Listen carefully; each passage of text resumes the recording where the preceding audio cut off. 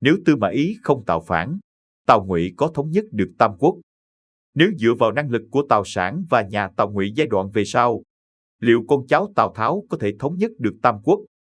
Cuối thời kỳ Tam Quốc, người nắm quyền thực sự trong triều đình Tào Ngụy chính là dòng họ Tư Mã. Từ sau khi Tào Duệ bệnh qua đời, Tào Sảng bị giết, những vị hoàng đế sau này của nhà Tào Ngụy quả thực không hợp lòng người. Tư Mã Ý sau khi nắm quyền một thời gian thì qua đời, Tư Mã Sư và Tư Mã Chiêu cũng nắm quyền một thời gian nhưng cả hai đều không xưng đế. Người thực sự thống nhất thiên hạ chính là Tư Mã Viêm chứ không phải hoàng đế bù nhìn của Tào Ngụy. Nếu không có dòng họ Tư Mã, thì Tam Quốc rất khó để thống nhất. Thời gian thống nhất cũng sẽ phải kéo dài thêm tới mấy chục năm nữa. Tại sao lại có thể nói như vậy? 1. Nhân vật mấu chốt tiêu diệt Thục Hán Đặng Ngải. Mọi người đều biết rằng, Đặng Ngải là nhân vật quan trọng đóng góp công sức trong việc tiêu diệt nhà Thục Hán, là một tướng lĩnh có thiên phú cực cao, năng lực của ông cũng rất mạnh. Trước khi được Tư Mã Ý đề bạt, Đặng Ngải chỉ là một binh lính bình thường, không có cơ hội để tự mình dẫn quân ra trận. Sau khi Tư Mã Ý phát động binh biến Lăng Cao Bình, dòng họ Tư Mã đã hoàn toàn thay thế thân thích họ Tào lên nắm quyền lực. Khi Khương Duy 9 lần đưa quân tấn công Trung Nguyên, Đặng Ngải cũng đã nhiều lần đánh bại Khương Duy. Khi giao chiến với Đặng Ngải, Khương Duy thua nhiều thắng ít. Khương Duy dù là đệ tử chân truyền của Khổng Minh, nhưng dù cho là thế thì Đặng Ngải cũng đã nhiều lần đánh bại Khương Duy.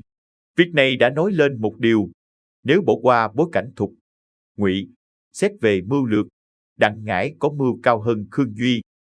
Khương Duy cũng từng đánh bại được Đặng Ngải, nhưng Đặng Ngải chỉ dùng một kế phản gián đã khiến Khương Duy ngoan ngoãn dẫn quân về. Chính vì thế nên nói Đặng Ngải chính là nhân vật mấu chốt, quan trọng trong việc tiêu diệt nhà Thục không hề ngoa. Tào Ngụy nếu muốn thống nhất Tam Quốc, thì đối thủ lớn nhất chính là nhà Thục Hán. Mặc dù Thục Hán thời kỳ sau không xuất hiện nhiều nhân tài, nhưng vẫn nhiều lần tạo nên uy hiếp với nhà Tào Ngụy. Ngược lại, về phía Đông Ngô, sau khi Tôn Quyền qua đời, Đông Ngô đã rơi vào cảnh nội loạn. Trận nội loạn này đã tiêu hao không ít lực lượng của Đông Ngô, khiến Đông Ngô trong thời gian ngắn không thể tạo nên tổn hại lớn gì cho nhà Tào Ngụy. Giả sử, dòng họ Tư Mã không làm phản mà vẫn trung thành tận tụy vì Tào Ngụy, thì chắc chắn Tào Sảng sẽ chèn ép họ Tư Mã, khiến họ ngay cả dân thường cũng không bằng.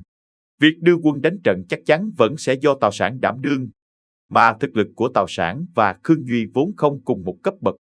Như thế, 9 lần bắt phạt của Khương Duy chắc chắn có nhiều cơ hội thành công hơn, vì tài năng của Khương Duy chắc chắn không chỉ hơn Tào Sảng chỉ một chút. Nếu như thế, Đặng Ngải cũng không có cơ hội đối chiến với Khương Duy, vì nếu theo tính cách của Tào Sảng việc đề bạt Đặng Ngải là chuyện không thể nào. Vào thời hậu kỳ Tam Quốc, chênh lệch giữa Thục Hán và Tào Ngụy không còn xa như trước. Cơ nghiệp của Tào Ngụy sau bao năm chinh chiến cùng sưu cao thuế nặng, bóc lột áp bức từ những kẻ cầm quyền đã khiến Tào Ngụy khi ấy không còn là Tào Ngụy lúc mới thành lập ban đầu. Tóm lại là, nếu Tào Ngụy muốn thống nhất Tam Quốc, thì trước tiên phải bình định được Thục Hán. Mà Thục Hán khi ấy vẫn còn người tài. Còn Khương Duy, nếu muốn một lần diệt ngay chắc chắn không phải chuyện dễ dàng. Thêm vào đó Khương Duy lại liên tục phát động bắt phạt. Thực lực của Tào Ngụy khi ấy đã có xu hướng suy yếu đi. Tiêu diệt được Thục Hán chính là cơ hội, khả năng duy nhất để Tào Ngụy có thể thống nhất được thiên hạ, dù là trong chính sử hay trong tiểu thuyết diễn nghĩa. Dĩ nhiên, việc này cũng chỉ là tình huống giả thiết, vốn rất khó để giải thích. Bởi vì để tiêu diệt Thục Hán, thì mấu chốt nằm ở việc Đặng Ngải có thể dẫn quân chiến đấu với Khương Duy hay không.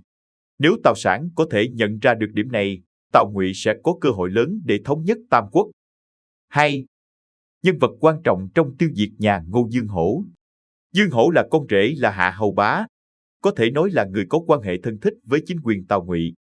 Sau khi Tư Mã Viêm nắm chính quyền, đã trực tiếp giao cho Dương Hổ vị trí đô đốc Kinh Châu, có thể thấy Dương Hổ quả thực là người có bản lĩnh.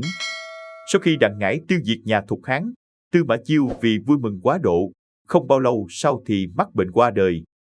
Sau khi Tư Mã Chiêu qua đời, con trai ông là Tư Mã Viêm thay cha lên nắm quyền. Tư Mã Viêm trực tiếp ép chính quyền Tào Ngụy xuống đài, quyết định tự mình lên làm hoàng đế. Lý do là vì thiên hạ chia ba, họ Tư Mã đã độc chiếm 2 phần, nên Tư Mã Viêm hẳn có tư cách lên làm hoàng đế. Dương Hổ được xem là nhân vật quan trọng trong việc tiêu diệt nhà Ngô, Theo cách dùng người của chính quyền Tào Ngụy thì thường dùng người thân hơn là dùng người tài. Dương Hổ rất có khả năng được đề bạt lên vị trí đô đốc Kinh Châu. Chỉ cần có Dương Hổ, thì nhà Ngô coi như tất sẽ bị diệt. Nội chính của Đông Ngô cũng không tốt hơn nhà Thục Hán là bao. Sau khi Tôn Quyền qua đời, Quyền Thần, hoàng tử bắt đầu nổi lên tranh giành thế lực. Điều này cho thấy Giang Đông khi ấy đã không còn đủ điều kiện để tiếp tục thế chân vạc nữa. Thục Hán vẫn may nhờ có địa thế hiểm trở bảo vệ. Nếu Tào Ngụy không có vị tướng quen thuộc địa hình như Đặng Ngải, thì cũng chẳng thể thành công tập kích vào đô thành của nhà Thục Hán. Nơi hiểm yếu Trường Giang của Giang Đông đã sớm bị Dương Hổ nắm trong lòng bàn tay. Trong thời gian đảm nhận vị trí đô đốc Kinh Châu, Dương Hổ đã sớm cho chế tạo thuyền chiến đến mức kiên cố không phá được, cho nên tác dụng của địa thế hiểm trở ở sông Trường Giang cũng chỉ còn rất nhỏ. Chính vì thế Đông Ngô đã không chống đỡ nổi thế tiến công của Tào Ngụy. Mặc dù Đông Ngô bị tiêu diệt muộn hơn nhà Thục Hán, nhưng xét từ vị trí địa lý lẫn thực lực giữa hai quốc gia thì Đông Ngô về sau không thể so được với Thục Hán. Nguyên nhân Thục Hán bị tiêu diệt trước chỉ có một, đó là họ Tư Mã đem toàn lực tấn công hướng vào Thục Hán mà thôi. 3. Tổng kết. Nếu họ Tư Mã không soán ngôi, Tào Ngụy nếu muốn thống nhất Giang Sơn thì cần phải có thời gian. Thực lực của Tào Sản dù không bằng được với Khương Duy, nhưng Khương Duy cũng sẽ chẳng dễ dàng tiêu diệt được những thế lực khác của Tào Ngụy. Trước hết Tào Ngụy có năng lực đủ để tiêu diệt Đông Ngô. Quyền Thần Đông Ngô khi ấy không mạnh về đối ngoại tác chiến, muốn bảo vệ chủ quyền lãnh thổ là việc rất khó. Ngược lại Lưu Thiện khác với Ngụy Đế. Lưu Thiện là một công tử bột danh xứng với thực. Quyền lực quốc gia do thần tử nắm giữ. Còn bản thân chỉ lo ăn chơi. Như vậy đất nước sao có thể không bị tiêu diệt cho được. Video chúng tôi đến đây là kết thúc. Cảm ơn tất cả các bạn đã quan tâm tới Xe Hay V88 và theo dõi video của chúng tôi. Đừng quên like, share và đăng ký kênh. Đặc biệt đừng quên bật chuông để theo dõi những video khác nhanh nhất. Một lần nữa xin cảm ơn tất cả các bạn.